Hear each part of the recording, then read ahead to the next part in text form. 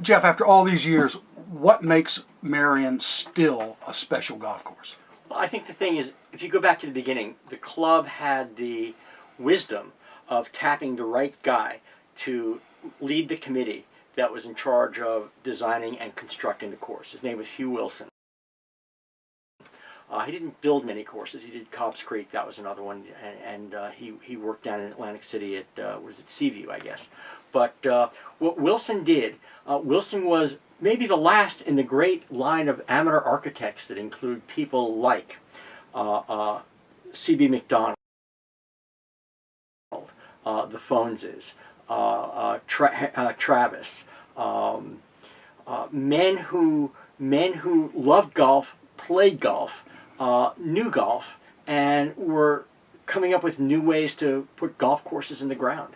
They weren't taking the 18 stakes on a Sunday afternoon approach, and Wilson was certainly one of those. He was an amateur through and through, built the course he loved on that piece of land. Now, part of what the success of that course is, Wilson wasn't tied to ideas of template holes like C.B. McDonald was.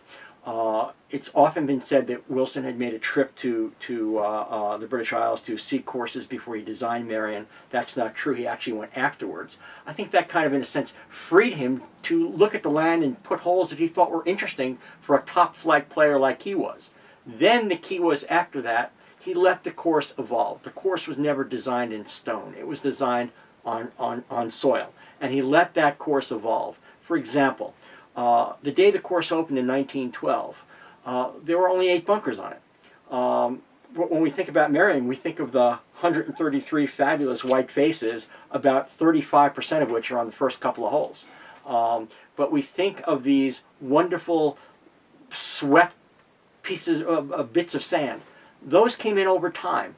Wilson went out really and watched play for several years, saw how people played the course, and then began to put in bunkers where he thought they would lend themselves best for strategic and interesting play. These bunkers weren't designed to catch bad golf shots.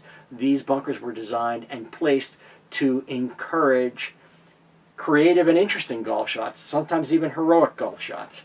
And I think that's always a great test of a golf course. Now, in the 90s, the course had gone down somewhat. There was a problem with greens. The club used this as an opportunity to look back and restore the course to what it was in 1930, which of course is when Jones completed the Grand Slam, and what greater moment is there in golf than that? To bring the course back to that glory, enlarge the greens again, enlarge the bunkers again that had shrunk, really do the kinds of things that make Merion always a championship golf course, challenging players not on length but on thought.